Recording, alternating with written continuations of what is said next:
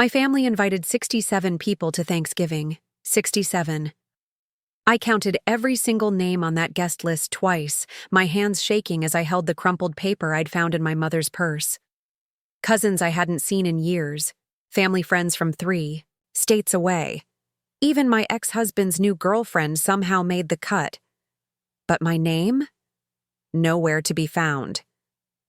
How does a daughter get forgotten from her own family's Thanksgiving dinner? And if you're feeling as shocked as I was in that moment, please hit that like button and subscribe, because this story is about to get so much worse, and if you stick around until the end, you'll see exactly how I made sure they'd never forget me again. Drop a comment and let me know if you've ever felt invisible in your own family, because what happened next changed everything. It started 3 weeks ago. I was at Mom's house, helping her organize the guest bedroom for what she called the biggest Thanksgiving celebration the Henderson family has ever seen. She was practically glowing with excitement, talking about how she'd rented tables and chairs, hired a catering company to help with the cooking, and even ordered custom place cards for everyone. 67 people, Amber, she kept saying, her eyes bright with pride. Can you believe it? Your Aunt Carol is flying in from Oregon with her whole family. Even your cousin Marcus is bringing his new fiancé. It's going to be absolutely perfect. I smiled and nodded, folding napkins and arranging centerpieces, assuming I was part of this grand celebration. Why wouldn't I be? I'm her daughter. I've never missed a family gathering. I was already planning what dish to bring, thinking about whether I should make my famous sweet potato casserole or try something new. But then Mom stepped out to take a phone call from the caterers, leaving her purse open on the kitchen counter. That's when I saw it, a folded piece of paper sticking out, covered in her neat handwriting. The guest list. I shouldn't have looked. I know that now. But something made me reach for that paper, maybe some sixth sense that told me something was wrong. And when I unfolded it and started reading through the names, my heart stopped. Henderson, Carol, and family. 4 people. Check. Henderson, Marcus. +1, 2 people. Check. Johnson, Patricia, and Tom, my dad's old work friend and his wife. Check. Miller, Sarah, that was my sister-in-law. Check. I kept reading, my stomach sinking lower with every line. High school friends of my brother's that I barely knew, neighbors from 2 houses down, my mother's book club, her yoga instructor for crying out loud. And then I reached the end. 67 names total, just like she'd said. But mine wasn't. There. I read through the entire list again, thinking maybe I'd missed it. Maybe it was written differently, or abbreviated. But no. Every other family member was accounted for. My brother Jake and his wife Sarah, their 2 kids, my dad's sister and her husband, even my grandmother's old bridge partner who we'd adopted, as honorary family. Everyone except me. I stood there in that kitchen, holding that list, feeling like the floor had dropped out from under me. This wasn't some oversight. This wasn't a mistake. The list was too carefully organized, too meticulously planned. Someone had deliberately decided that I didn't belong at this family gathering. When Mom came back from her phone call, I was sitting at the kitchen table, still holding the list. She took one look at my face and knew exactly what had happened. "Oh," she said, and that one word carried so much weight. Not surprise, not shock, just acknowledgement. "Mom," I said, my voice barely a whisper. "Where's my name?" She set her phone down slowly, not meeting my eyes. "Amber, honey, we need to talk." Those 5 words hit me like a physical blow. In my family, "we need to talk" was code for, "you're not going to like what comes next." She sat down across from me, folding her hands in that way she used to when I was a child and had done something wrong. "The thing is, sweetie, this year's gathering is, well, it's complicated." "Complicated how?" "Your brother and Sarah have been planning this for months. They wanted to host something really special, bring everyone together. And with everything that's happened with David's divorce and the custody situation. David, my ex-husband. The mention of his name made my chest tight. What does David have to do with anything? We've been divorced for 2 years, Mom. I thought we were past all that. We are, honey. Of course we are. But Sarah thought it might be awkward. You know, with David bringing Jennifer. Jennifer, his new girlfriend. The woman he'd started dating 6 months after our divorce was finalized. The woman who was somehow more welcome at my family's Thanksgiving than I was. So let me get this straight, I said, my voice getting stronger even as my hands started shaking. You're telling me that I'm not invited to family Thanksgiving because my ex-husband's girlfriend might feel uncomfortable? It's not that simple. It sounds exactly that simple, Mom. It sounds like you chose her comfort over your own daughter. The hurt in her eyes almost made me back down. Almost. But then I thought about that list again. 67 people. 67 people who mattered more than I did. Amber, please understand. This isn't about choosing sides. It's about keeping the peace. David's been through so much with the divorce, and Jennifer is trying so hard to fit in with the family. And what about what I've been through? The words came out louder than I intended. What about how hard I've been trying to rebuild my life? What about the fact that I'm your daughter? Mom's face crumpled a little. You'll always be my daughter. That will never change. But this one this one holiday, couldn't you just spend it with friends? Or maybe take a little trip somewhere? Make it special for yourself? I stared at her, feeling like I was seeing a stranger. This woman who had raised me, who had taught me about family loyalty and unconditional love, was sitting there asking me to disappear so that her family gathering could go smoothly. How long have you known? I asked. Known what? How long have you known that I wasn't invited? She was quiet for a long moment. Sarah brought it up about a month ago. She was worried about the dynamics, thought it might be better if a month. I stood up, the chair scraping against the floor. You've known for a month that your own daughter wasn't welcome at Thanksgiving and you didn't think to mention it until I found out by accident. We were going to tell you. We just wanted to find the right way. The right way to tell me I've been disowned? You haven't been disowned. Don't be so dramatic. Dramatic. That's what she called it when her daughter discovered she'd been secretly excluded from the most important family gathering of the year. Dramatic. I looked around that kitchen, at the place where I'd helped prepare countless holiday meals, where I'd sat doing homework while she cooked dinner, where we'd had heart-to-heart talks about everything from first crushes to career choices. It all felt foreign now, like I was standing in a stranger's house. I need to go, I said, grabbing my keys from the counter. Amber, wait. Let's talk about this. We can figure something out. But I was already walking toward the door. Because what was there to figure out? They'd made their choice. All of them.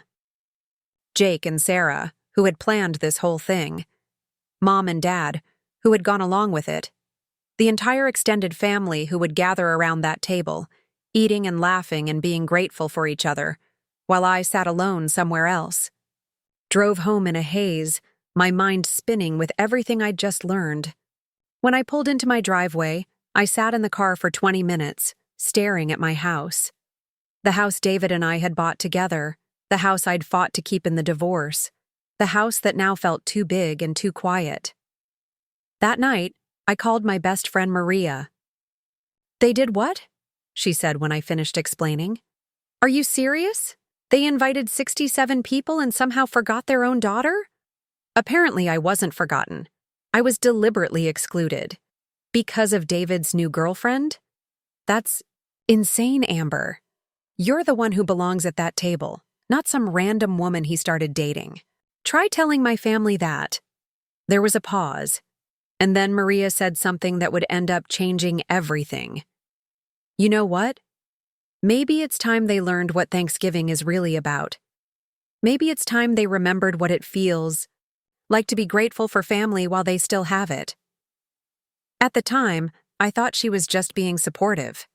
I had no idea she was planting the seed for what would become the most dramatically satisfying revenge of my entire life. The next few days passed in a blur of hurt and anger. I kept replaying the conversation with Mom, looking for signs I'd missed, clues that this betrayal was coming, but there hadn't been any. Just 3 weeks ago, she'd been asking me what I wanted her to make for dessert, assuming I'd be there like always. Then Jake called. "Mom told me you're upset about Thanksgiving," he said, his voice careful and measured. "Upset?" I laughed, but there was no humor in it. "Is that what she called it?" "Look, Amber, I know this is hard to understand, but we're trying to do what's best for everyone. Jennifer is really nervous about meeting the family, and with the divorce still being pretty fresh." "Fresh? Jake, it's been 2 years." "I know, but emotions are still high, and we thought maybe this year it would be better to avoid any potential drama." Drama. There was that word again. As if my presence at my own family's Thanksgiving would automatically create problems. "So you all sat around and decided that I was the problem?"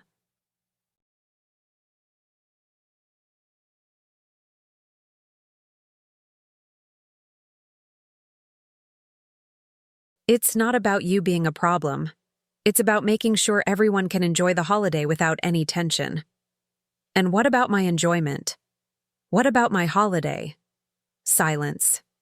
Long, telling silence. "We'll make it up to you," he finally said. "Maybe. We can do something the weekend after, just the immediate family. Something smaller and more intimate." "You mean something where I won't embarrass you in front of David's new girlfriend?" "That's not what I said. But it's what you meant." After that conversation, something shifted inside me. The hurt was still there, sharp and constant, but it was getting crowded out by something else. Something that felt like resolve. I started paying attention to things I'd never noticed before. Like how Sarah posted about her family planning on social media, sharing photos of table settings and menu cards, tagging extended relatives with excited comments about seeing everyone soon. Never mentioning that one family member wouldn't be there, or how Dad called me that weekend to chat about work and the weather. Never once bringing up Thanksgiving, as if the holiday simply didn't exist. Or how my cousin Michelle texted me about bringing her new boyfriend to the big family dinner, assuming I'd be there, having no idea I'd been cut from the guest list. Each small interaction was another reminder that I was being systematically erased from what should have been our family celebration. And each reminder made my resolve a little stronger. That's when I started planning. It began with a simple internet search. How to host Thanksgiving dinner for one. But as I scrolled through articles about self-care and treating yourself with kindness, another idea began to take shape. A better idea. I called my cousin Michelle back. "Hey, about Thanksgiving," I said, trying to keep my voice casual. "I just wanted to check something with you. You're planning to go to Mom and Jake's, right?" "Of course, aren't you? I thought we were all going to be there. Actually, there's been a change of plans. I'm not going to be able to make it this year." "What? Why not? Are you sick?" I took a deep breath. This was it. The moment I had to decide whether to expose what my family had done or protect their secret. "No, I'm not sick. I just wasn't invited." The silence on the other end of the line was deafening. "What do you mean you weren't invited? You're his sister. You're their daughter. Of course you're invited." Apparently not. They decided it would be better if I stayed home this year. Something about avoiding drama with David and Jennifer. Jennifer? Who the hell is Jennifer? David's new girlfriend. She's going to be there instead of me. The explosion of outrage that followed was both gratifying and heartbreaking. Michelle couldn't believe it. She started ranting about family loyalty and how wrong this was, and I found myself crying for the first time since I'd found that list. But then she said something that stopped me cold. "You know what? If they don't want you there, they don't deserve any of us there. I'm calling everyone. Michelle, wait. No, Amber. This is wrong. This is so incredibly wrong. Family doesn't do this to family. And if they think they can just exclude you and we'll all just go along with it, they're about to learn otherwise. After she hung up, I sat there staring at my phone, realizing that something had been set in motion that I couldn't take back. And honestly, I didn't want to take it back. Over the next week, my phone started ringing. First, it was my cousin David from Dad's side of the family, then Aunt Carol from Oregon, then my second cousin Amy from Ohio.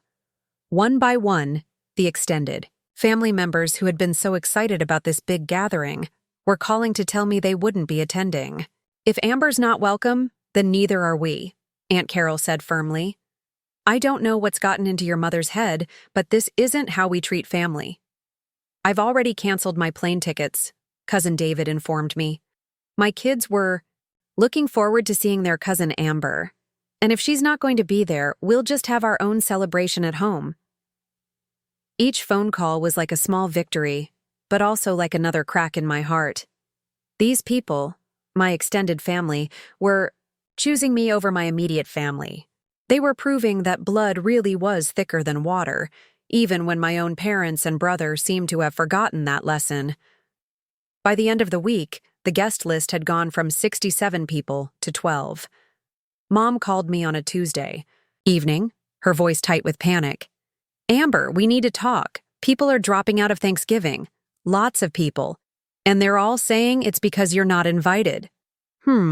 I said, stirring the soup I was making for one. That's interesting. Did you tell them not to come? I told them the truth, Mom.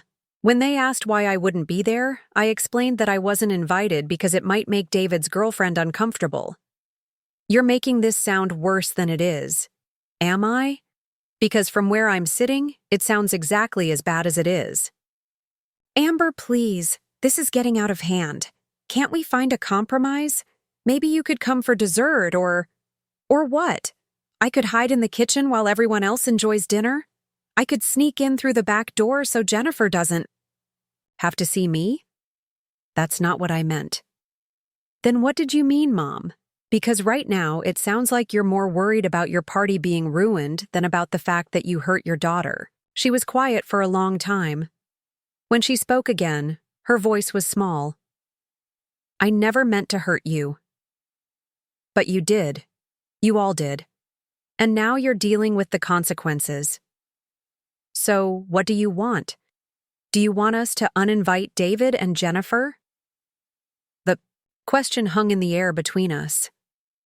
Part of me wanted to say yes, wanted to demand that they choose me over him, wanted to make them prove that I mattered more than keeping the peace. But a bigger part of me realized that it was already too late for that.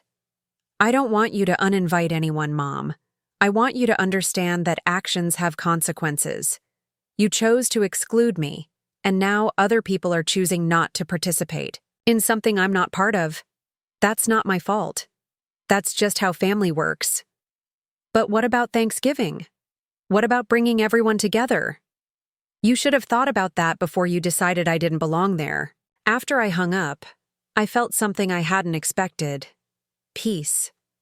For the first time in weeks, I wasn't angry or hurt or confused. I was calm. Because I finally understood that this wasn't really about Thanksgiving dinner or guest lists or even David's new girlfriend. This was about respect, and my family had shown me exactly how much respect they had for me. Jake called next, and this conversation was very different from our last one. Amber, you need to fix this, he said without even saying, hello. Hello to you too, brother. This isn't funny. Do you have any idea how much money Sarah and I have put into this dinner? We've hired caterers, rented equipment, bought enough food for 70 people, and now half the family isn't coming because of you. Because of me? Or because of what you did to me? Look, we made a judgment call. Maybe it wasn't the right one. But we were trying to keep everyone happy. Everyone except me. Okay, fine. Everyone except you. But that doesn't give you the right to sabotage our entire Thanksgiving. I didn't sabotage anything, Jake. I simply told people the truth when they asked why I wouldn't be there. If the truth is sabotage, maybe you should think about what that says about your choices. This is ridiculous. You're acting like a child. I'm acting like someone who has self-respect. Something you might want to try sometime. Amber? No, Jake. I'm done. You made your choice. You decided that David's comfort was more important than your sister's feelings. You decided that avoiding an imaginary confrontation was worth excluding your own family member. Now you get to live with that choice. What's it going to take to fix this? You can't fix this. It's too late for that. Come on, there has to be something. Do you want an apology? Fine, I'm sorry. Sarah's sorry. We all are. Now will you please call everyone back and tell them you're coming? You think an apology fixes this? You think saying sorry makes up for the fact that you planned an entire celebration around my absence? What do you want from us? And that's when I realized I knew exactly what I wanted. It had been building in the back of my mind all week, crystallizing with every phone call from a supportive family member, solidifying with every half-hearted attempt at an apology from my immediate family. I want you to have your dinner, I said. I want you to sit at your perfectly set table with your 12 remaining guests and think about why 55 people chose not to come. I want you to explain to David's girlfriend why the family she was so excited to meet decided they had better things to do. And I want you to remember this feeling the next time you think about excluding someone from your family. You're really not going to help us fix this? There's nothing for me to fix, Jake. You created this situation. You can handle the consequences. After I hung up, I walked through my quiet house, thinking about how different my Thanksgiving was going to be from what I'd imagined. No chaos of cousins catching up. No arguments over football games or politics. No traditional recipes passed down through generations. But also no walking on eggshells.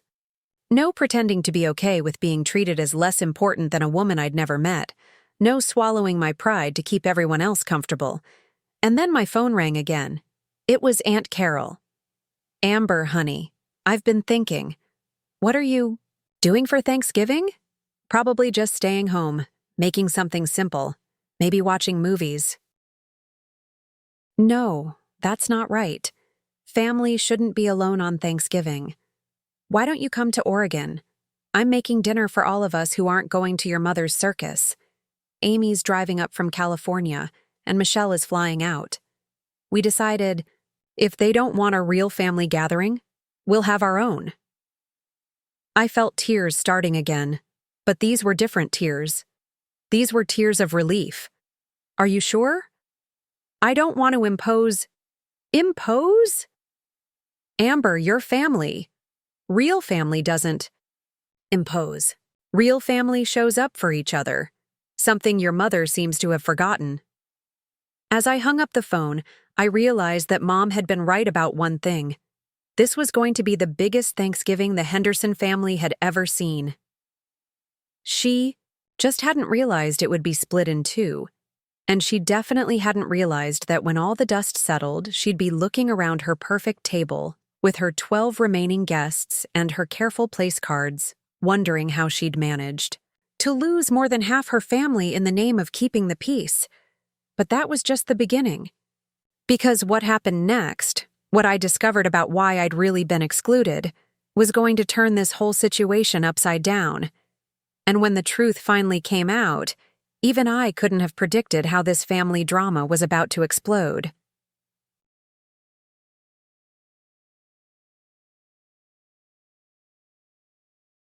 The truth started unraveling 3 days after my conversation with Jake, and it came from the most unexpected source, Jennifer herself. I was at the grocery store, mindlessly pushing my cart through the produce section, when I heard a familiar voice behind me. Amber? Oh my God, is that really you? I turned around to see a tall blonde woman with perfect makeup and an expensive handbag. It took me a moment to recognize her, Jennifer, David's new girlfriend. The woman for whom I'd been erased from my own family's Thanksgiving. "Hi, Jennifer," I said, trying to keep my voice neutral. "I am so glad I ran into you." She rushed toward me like we were old friends. "I've been dying to meet you properly. David talks about you all the time." I blinked. This was not the reaction I'd expected from the woman who supposedly couldn't handle being in the same room as me. "He does?" "Oh, yes. He always says such wonderful things. About how amicable your divorce was. How well you two co-parent. Well, I mean, you don't have kids together, but you know what I mean. How mature you both are about everything." Co-parent? We didn't have children. And amicable? Our divorce had been a nightmare of lawyers and accusations and hurt feelings. What exactly had David been telling her? "That's nice of him to say," I managed. "I know this might sound weird, but I was actually hoping we could be friends. I mean, you're such an important part of David's life, and I want to make sure I fit in well with everyone he cares about." My heart was pounding, but I kept my voice steady. "Well, you'll get to meet lots of his favorite people at Thanksgiving dinner." Her face lit up. "Yes, I'm so excited. Though I have to admit, I'm a little nervous about meeting his family. You know how it is, wanting to make a good impression on the people who matter to him." "I'm sure you'll do great," I said. "The family is pretty welcoming." "I hope so. David keeps saying not to worry, that everyone's going to love me. He said your mom specifically requested that I come, which was so sweet. I guess she really wants to make sure I feel included." The grocery store suddenly felt too hot. "My mom requested that you come?" "Oh, yes. David said she called him personally to make sure we knew how welcome I was. She even asked him what my favorite foods were so she could make sure to have things I'd enjoy. Isn't that the sweetest thing?" I gripped my shopping cart handle so hard my knuckles went white. "That's very thoughtful of her." "I know. And I love that the whole family is going to be there. David said it's going to be huge, like 70 people or something. I've never been to such a big family gathering.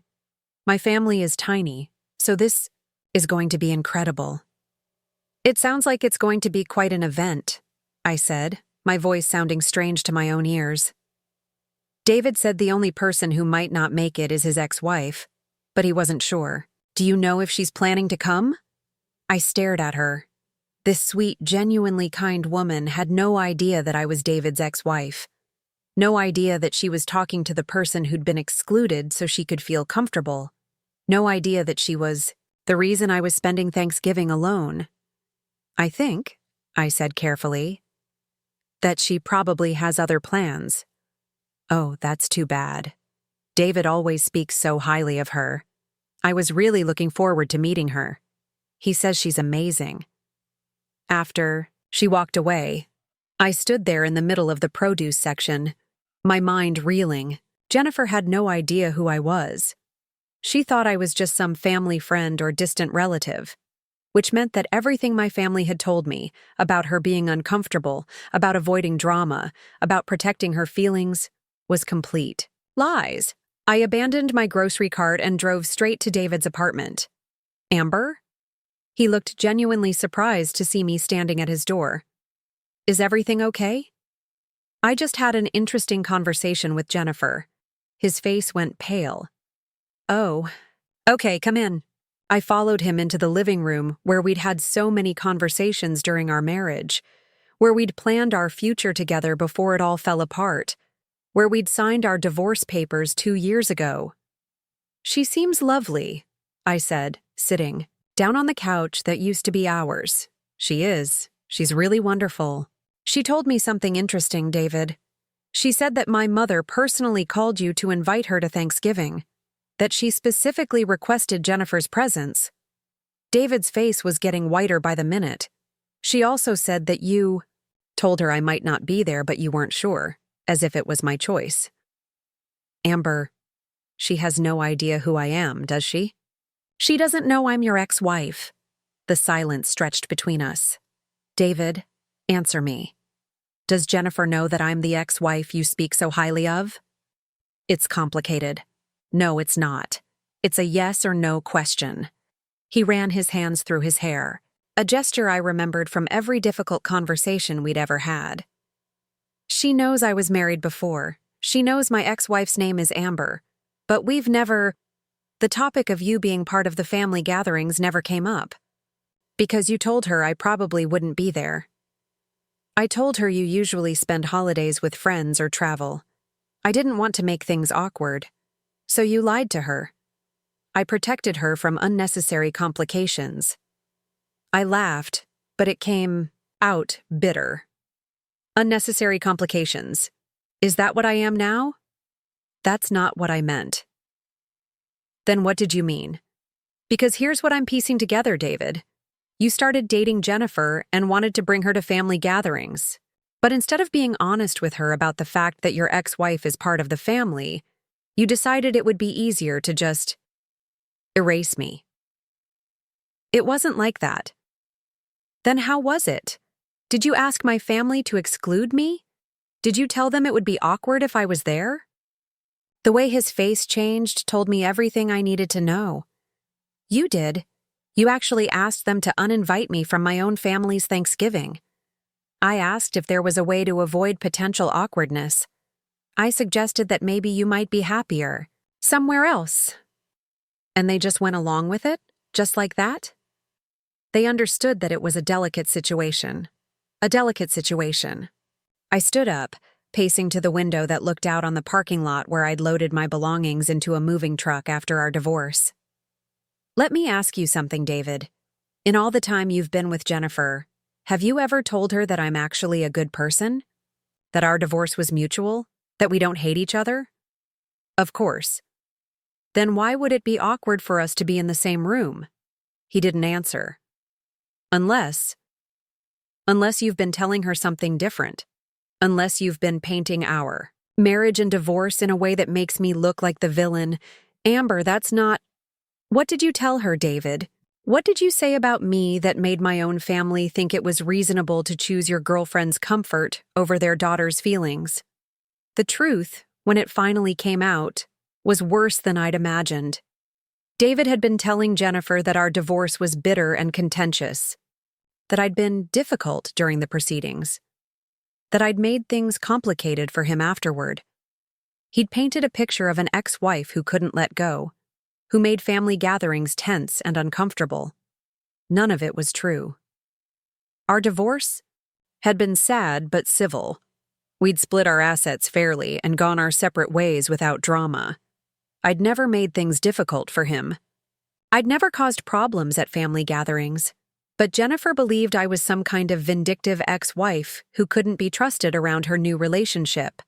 And my family had bought into that narrative so completely that they'd decided it was easier to exclude me than to risk any potential drama.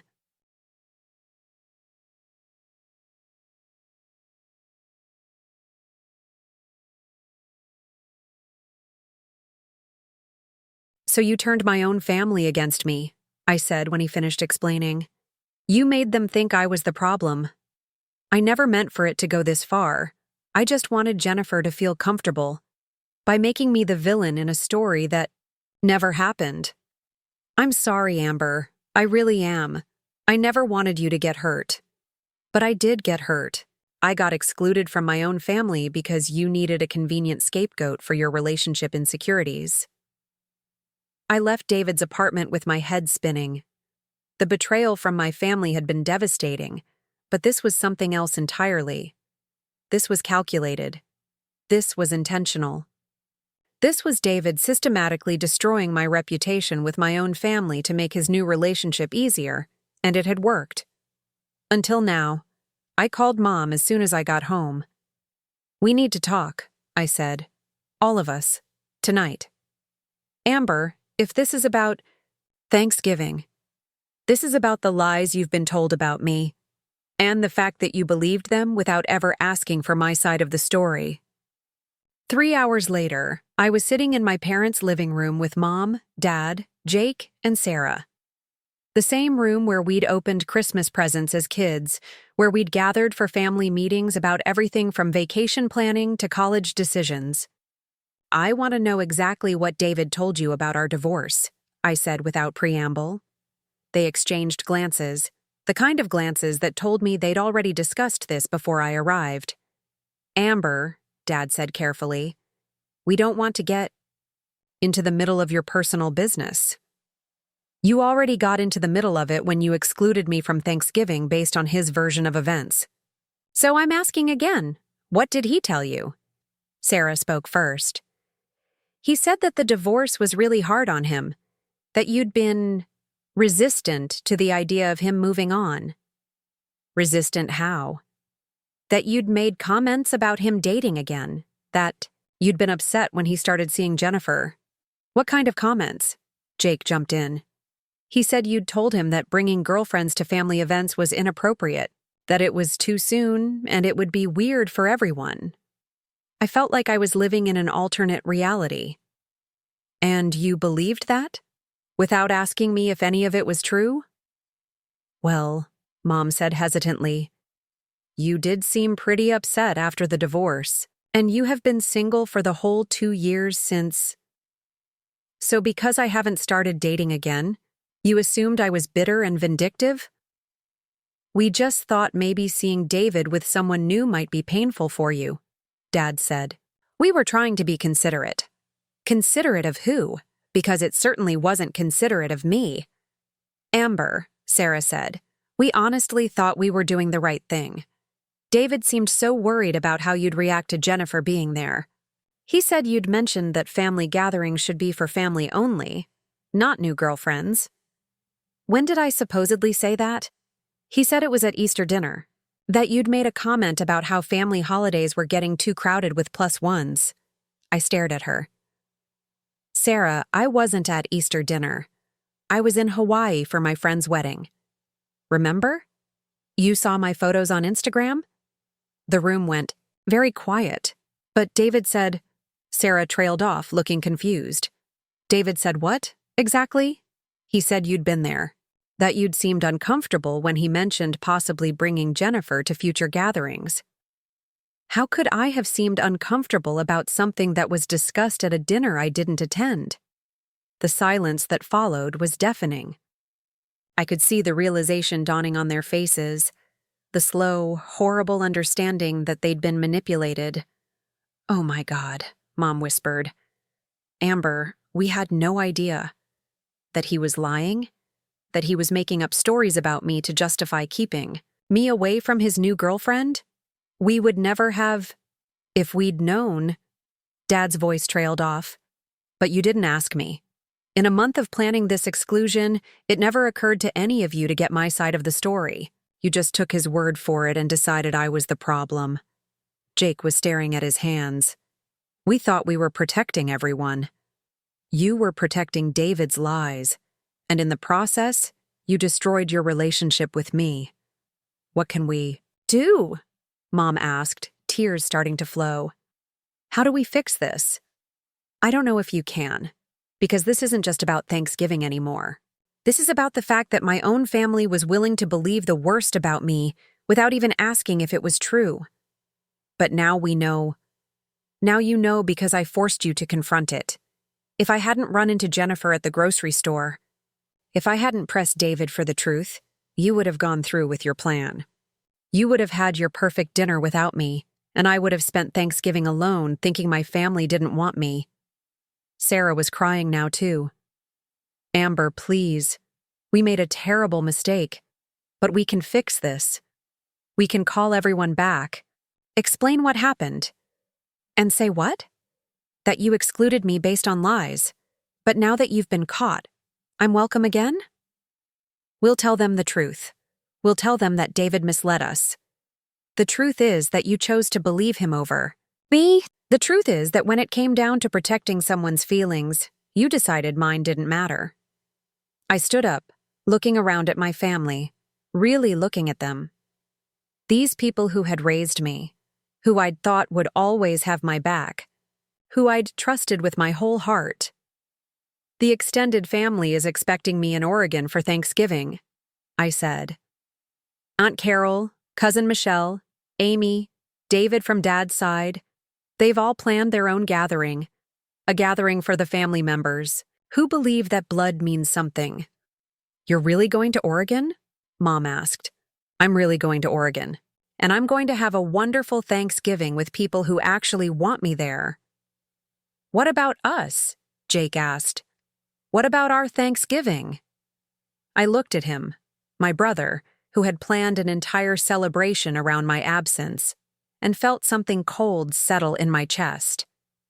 You'll have exactly the Thanksgiving you planned for. Just you, David, Jennifer, and the 8 other people who decided not to cancel when they found out the truth. I hope it's everything you wanted it to be. But even as I said it, I knew that my revenge was just getting started. Because the next morning I got a phone call that changed everything. Amber, this is Jennifer. I got your number from David. I hope that's okay.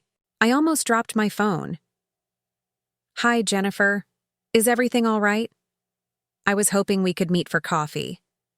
There are some things I need to ask you about, and I think it would be better if we talked in person. We met at a small cafe downtown, the kind of place where the lighting is soft and the conversations stay private. Jennifer looked different than she had at the grocery store. Tired, stressed, less put together. I need to ask you something, she said as soon as we sat down. And I need you to be completely honest with me. Okay. Did you ever tell David that you didn't want him bringing girlfriends to family events? My stomach dropped. No, I never said anything like that. Did you ever make comments about family holidays being for family only? No. Were you bitter about the divorce? Did you try to make things difficult for him afterward? No, Jennifer. None of that happened. She leaned back in her chair, closing her eyes. I was afraid you were going to say that. What's going on? I talked to your cousin Michelle yesterday. She called me directly. My heart stopped. She what? She found my number somehow and called me. She wanted to know if I was aware that you weren't invited to Thanksgiving dinner. She wanted to know if I'd requested that you be excluded. What did you tell her? I told her the truth, that I had no idea you weren't invited, that I'd actually been looking forward to meeting you. And then she told me some very interesting things about what David has been saying. Jennifer pulled out her phone and showed me a text conversation. This is what she sent me after our call. I read through the messages, my anger building with every line. Michelle had sent Jennifer screenshots of Facebook posts, family group, chat conversations, and text messages, all evidence that I was a beloved, included member of the family until very recently. Evidence that David's stories about me being difficult were complete fabrications. She also sent me this, Jennifer said, showing me another screenshot. It was a photo from last Thanksgiving, me and David sitting next to each other at the family table, both of us smiling, both of us looking completely comfortable and happy. This was taken 11 months ago, Jennifer said. 4 months before David and I started dating. Does this look like a bitter, vindictive ex-wife to you? Jennifer, I confronted him about it last night, about all of it. The lies about you, the manipulation of your family, the way he's been using me as an excuse to exclude you from gatherings. What did he say? He tried to justify it at first, said he was protecting me from potential drama. But when I pressed when I asked him to explain why he'd lied about specific conversations that never happened, he finally admitted the truth. Which is? Jennifer's voice got very quiet. He's not over you, Amber. He's been trying to erase you from family gatherings because seeing you with the family, seeing how much they love you, how natural you are with them, makes him realize what he lost. The world tilted sideways. He said that watching you at family events made him remember why he fell in love with you in the first place, and that made him feel guilty about our relationship. So instead of dealing with his feelings, like an adult, he decided the solution was to make sure you weren't there. I sat there speechless, as Jennifer continued.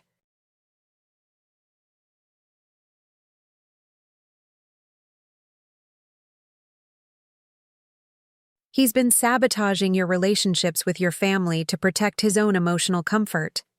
And he's been using me as the excuse, making me unknowingly complicit in hurting you. I had no idea, I whispered. Neither did I. Until yesterday, I thought I was just meeting my boyfriend's family. I had no idea I was participating in a campaign to isolate his ex-wife from the people who love her. Jennifer leaned forward, her eyes intense. Amber, I need you to know that I would never, ever ask for someone to be excluded from their own family. If I'd known what was happening, I would have insisted that you be invited. I would have looked forward to meeting you. Thank you for saying that. I'm not just saying it, I'm going to prove it. What do you mean? I'm not going to their Thanksgiving dinner. Jennifer, you don't have to. Yes, I do. Because what they did to you is wrong. And I won't be part of it. I won't sit at a table where you should be sitting, eating food that your family prepared while pretending that excluding you was somehow justified. What are you going to tell David? I'm going to tell him the truth. That I know what he did, that I know why he did it, and that I can't be with someone who would manipulate an entire family to avoid dealing with his own emotional issues. I stared at her. You're going to break up with him? I was planning to, yes, but then I had another idea. Something that might actually fix this situation instead of just walking away from it. What kind of idea? Jennifer smiled, and for the first time since this whole nightmare began, I saw something that looked like hope. I'm going to show up to Thanksgiving dinner, but not as David's girlfriend, as your advocate. I don't understand. I'm going to walk into that house on Thanksgiving Day, and I'm going to tell your entire family exactly what David did. I'm going to explain how he manipulated all of them into believing lies about you, and then I'm going to ask them how they plan to make this right. My heart was racing. Jennifer, you don't have to do that. You don't owe me anything. Yes, I do. Because I've been unknowingly participating in hurting you for months. Because your family deserves to know the truth. And because David needs to face the consequences of what he's done. What if they don't believe you? Oh, they'll believe me. Because I'm going to bring proof. She pulled out her phone again and showed me a recording app. Last night, when I confronted David about the lies, I recorded the conversation. I have him admitting that he made up stories about you being bitter and difficult. I have him explaining how he convinced your family that excluding you was the best option. I have everything. I felt tears starting, but these were different tears. For the first time in weeks, they weren't tears of hurt or betrayal. They were tears of relief. Why are you doing this for me? You barely know me. Because it's the right thing to do. And because if David could do this to you, someone he supposedly loved enough to marry, what does that say about the kind of person he really is? We spent the next hour planning exactly how Jennifer would handle Thanksgiving Day. She would arrive at the dinner as scheduled, but instead of playing the role of grateful girlfriend, she would expose everything. She would play the recording of David's confession. She would show them the evidence that Michelle had gathered. She would make it impossible for them to continue believing his lies. What if David doesn't show up? I asked. Oh, he'll show up. I haven't told him what I know yet. As far as he's concerned, everything is fine. He thinks he's gotten away with it. And what about after? What happens when all this comes out? After, your family is going to have to decide what matters more to them, their relationship with you, or their comfort with being wrong. And you're going to get to decide whether you want to forgive them or not. As I drove home from that coffee shop, I realized that my Thanksgiving plans had just gotten a lot more interesting. I was still going to Oregon to be with the family, members who had chosen me over convenience. But now I would be going knowing that the truth was finally going to come out. And David? David was about to learn that actions have consequences, and that the truth has a way of surfacing, no matter how deeply you try to bury it. But what happened on Thanksgiving Day itself when Jennifer walked into that house with her recording. And her evidence, when David realized his carefully constructed lies were crumbling around him, when my family had to face what they'd really done, that was going to be more dramatic than anything I could have planned myself. Because the best revenge isn't getting even. It's making sure the truth finally comes to light. Thanksgiving Day arrived gray and drizzly, which seemed perfect for what was about to unfold. I woke up in Aunt Carol's guest room in Oregon, surrounded by the warmth of family members who had chosen love over convenience. But my mind was 3 states away, imagining what was happening in my parents' dining room. Jennifer had texted me at 7 a.m. Recording device ready, evidence compiled. David has no idea what's coming. Wish me luck. I wished her more than luck. I wished her strength, because what she was about to do would change everything for everyone involved. The irony wasn't lost on me that I was having the most genuine family Thanksgiving I'd experienced in years, while my immediate family was about to have their worst holiday ever. Aunt Carol had prepared a beautiful meal for the 12 of us who had chosen each other over obligation. Cousin Michelle was there with her boyfriend, Cousin Amy had driven up from California with her kids, and David from Dad's side had flown in with his whole family. To family, Aunt Carol said as we raised our glasses. To the people who show up for each other no matter what.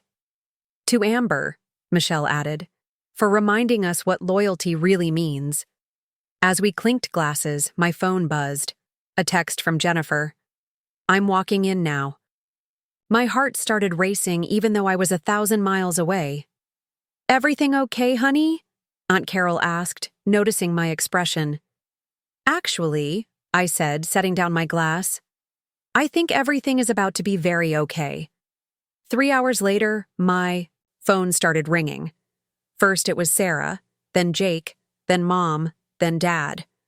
I let them all go to voicemail. Whatever was happening in that dining room, I wasn't going to interrupt it. The truth needed to run its course. It wasn't until evening, when I was helping with dishes and laughing with my cousins about childhood memories, that I finally listened to the messages. Sarah's voice was shaky. Amber, oh my God, I am so sorry. We had no idea. Please call me back. Please. Jake sounded devastated. I don't even know how to apologize for this. Jennifer told us everything. I'm so ashamed of what we did to you. Mom was crying. My baby, I'm so sorry. I failed you as a mother. I don't know if you can ever forgive me, but please know that I love you and I was so wrong. And Dad, who rarely showed emotion. Amber, I've never been more disappointed in myself. You deserved better from all of us. Call when you're ready to talk. But it was the final message that made me step outside onto Aunt Carol's porch, where I could listen in private. It was Jennifer. Amber, it's done. David is gone, your family knows everything, and I think you should know exactly what happened. I'm going to tell you the whole story because you deserve to hear it. And because what happened today was the most satisfying thing I've ever witnessed. She had arrived at the house at exactly 2 p.m., just as the family was gathering for dinner. David was already there, playing the role of grateful boyfriend, helping set the table and charming the remaining guests. He was so confident, Jennifer's message continued, so sure that he'd gotten away with it. He even introduced me to people as his future wife, which was news to me. Jennifer had waited until everyone was seated, until the blessing had been said, until the first course was being served. Then she had stood up. I want to thank everyone for welcoming me into your family, she had announced. But before we go any further, there's something you all need to know. According to Jennifer, the room had gone completely silent. David had looked confused, but not yet alarmed. I need to tell you about some conversations I've had recently. Conversations that revealed some very disturbing information about how this gathering was planned. That's when David had started to look nervous. Jennifer had pulled out her phone and placed it in the center of the table. I'm going to play a recording for you. It's a conversation between David and me from 2 nights ago. I think you'll find it very enlightening. David's voice filled the room, recorded clearly as he explained how he had manipulated my family into excluding me, how he had lied about conversations that never happened, how he had painted me as bitter and vindictive to justify his own emotional cowardice. The truth is, his recorded voice said, I couldn't handle seeing Amber at family gatherings anymore. She looked too happy, too at peace with everything. It made me realize what I'd thrown away, and I couldn't deal with that while trying to build something new with Jennifer. Jennifer said the silence after that recording ended was the loudest thing she'd ever heard. And then, her message continued, your mother stood up from the table and walked straight to David. And Amber, I have never seen a woman more furious in my entire life. Mom had apparently looked David in the eye and said, get out of my house, get out now, and don't ever come back. But Mrs. Henderson, David had tried to protest, I can explain what? How you turned my family against my daughter? How you made me complicit in breaking my own child's heart? How you used my love for you as my former son-in-law to manipulate me into betraying my own blood? Jake had jumped in then, his voice shaking with rage. You made us believe our sister was the problem.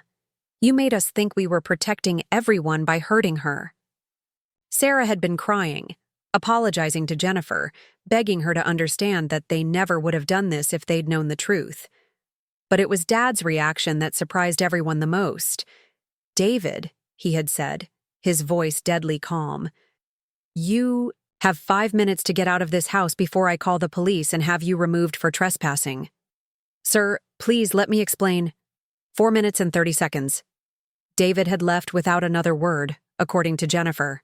Just grabbed his coat and walked out, leaving behind the destruction of my family's trust and his own reputation.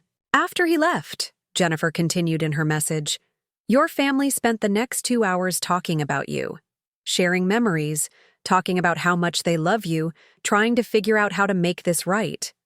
And Amber, I have to tell you, these people adore you. What happened wasn't about them not wanting you there. It was about them being manipulated by someone they trusted. She had stayed for another hour after that, she said, helping them understand the full scope of David's deception.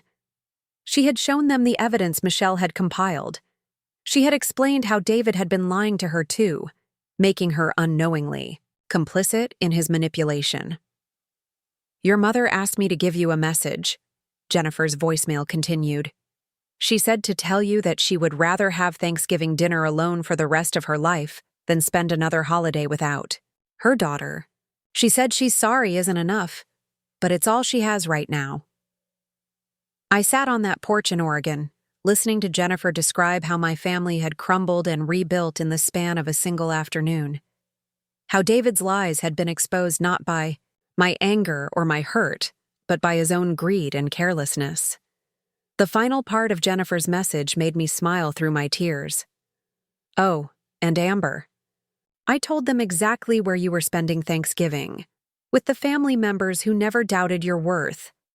Your mother asked me to tell you that she's proud of you for surrounding yourself with people who appreciate you, and that she hopes she can earn her way back into that circle. When I went back inside, my Oregon family was waiting for me with concerned faces. Everything all right, sweetie? Aunt Carol asked.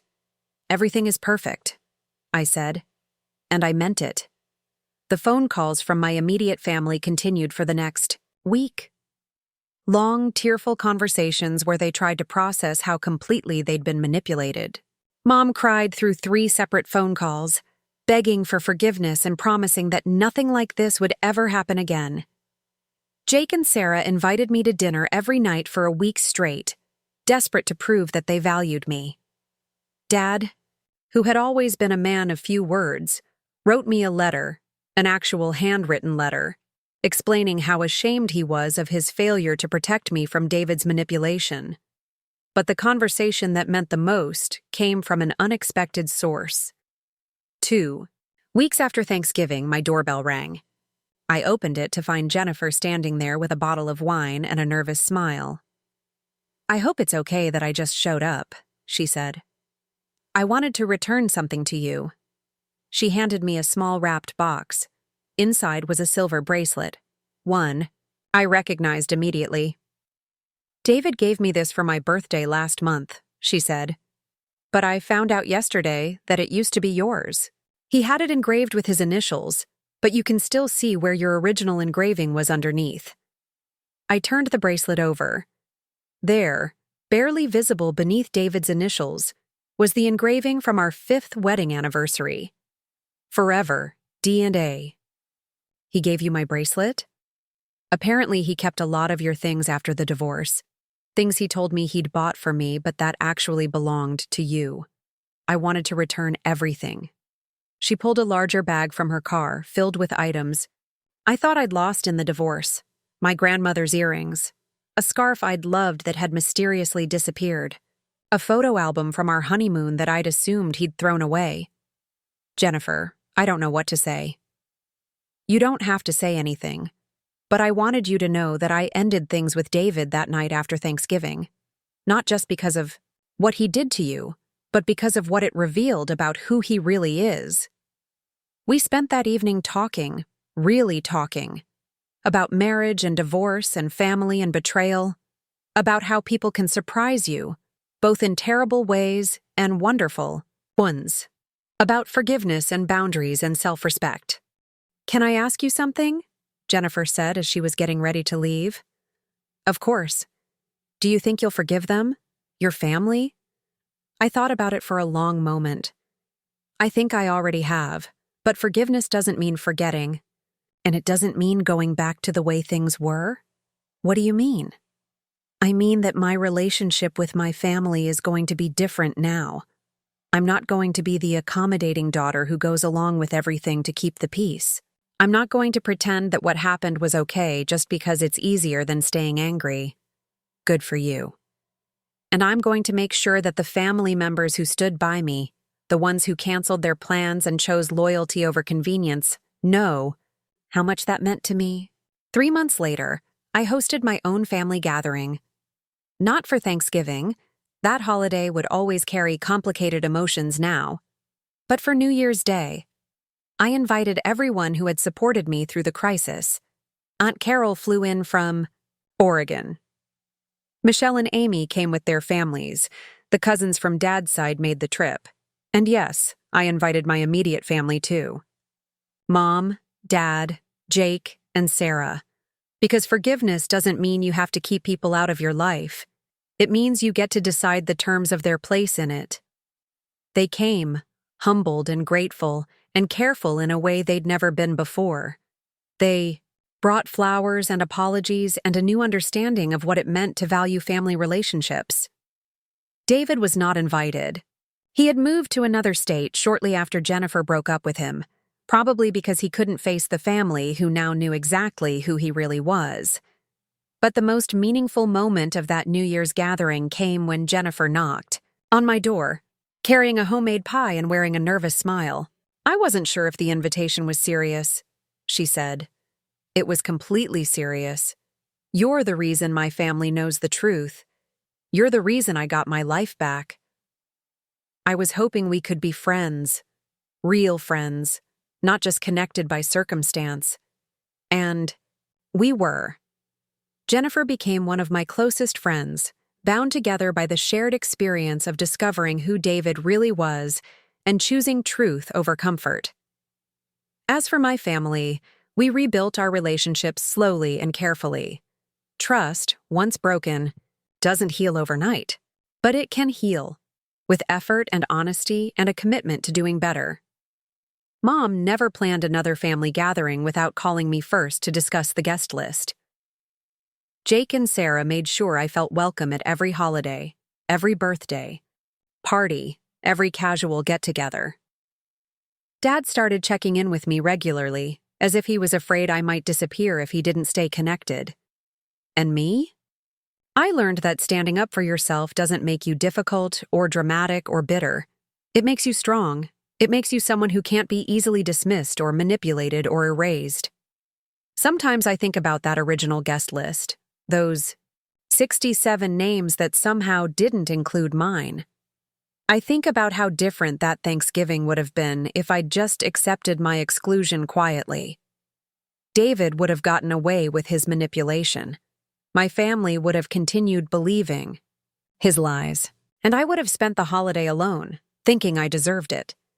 Instead, I spent it surrounded by people who valued me enough to sacrifice their own comfort for my dignity. I learned who my real allies were, and I discovered that sometimes the best thing that can happen to you is having someone show you exactly where you stand in their priorities, because now I know my worth, and I'll never again settle for being treated as less than I deserve. The final twist? 6 months after that New Year's gathering, David reached out to me. He wanted to apologize, he said. He wanted to explain himself. He wanted me to understand that he'd never meant for things to go so far. I read his long, rambling email twice, then deleted it without responding. Because some bridges, once burned, are meant to stay burned. And some people, once they've shown you who they really are, don't deserve a second chance to hurt you. My family learned that lesson the hard way. They learned that excluding someone you love has consequences that reach far beyond a single dinner. They learned that manipulation and lies have a way of coming to light, often in the most dramatic way possible. And I learned that sometimes the worst thing that happens to you can become the best thing that ever happened to you, if you're brave enough to stand up for yourself and demand the respect you deserve. So the next time someone tries to erase you from your own story, remember this. You don't have to disappear just because it would be more convenient for everyone else. You don't have to accept being forgotten or excluded or pushed aside. You have the right to take up space in your own family. You have the right to demand honesty from the people who claim to love you. And you have the right to walk away from anyone who thinks your feelings are negotiable. My family invited 67 people to Thanksgiving and forgot to invite me. But in the end, that oversight taught all of us something we'd never learned before. That family isn't just about blood or tradition or keeping the peace. Family is about showing up for each other, especially when it's difficult. It's about choosing love over convenience, truth over comfort, and loyalty over manipulation. And now my family knows exactly what that looks like. Because sometimes the best gift you can give someone is the truth, even when it ruins their perfectly planned dinner party